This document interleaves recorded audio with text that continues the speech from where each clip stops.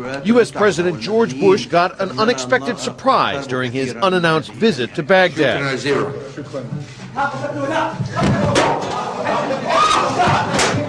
An Iraqi journalist threw his shoes at Bush, shouting, "Here is your goodbye kiss, dog."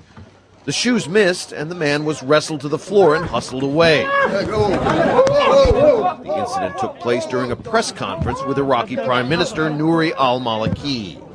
Throwing shoes is a deep insult and traditional sign of disrespect and contempt in Arab culture.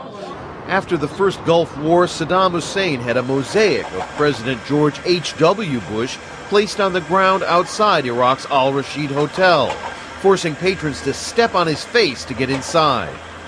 In 2003, Iraqis celebrating the fall of Saddam Hussein smacked his toppled statue with shoes and sandals. Bush shrugged off Sunday's incident. I didn't feel the least bit threatened by it. These journalists here were very apologetic. They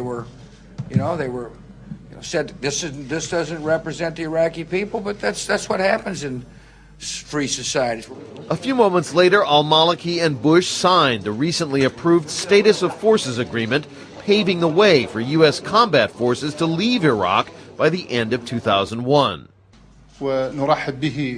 You have stood by Iraq and the Iraqi people for a long time, starting with getting rid of the dictatorship to helping the Iraqis fight terrorism.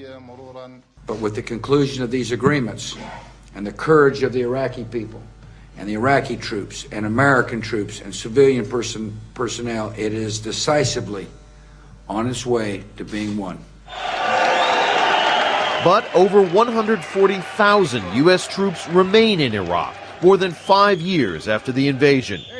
4,200 U.S. troops and tens, perhaps hundreds of thousands of Iraqis have been killed. And a new report by the American overseer of the post-war reconstruction measures labels the rebuilding effort a costly and incompetent failure.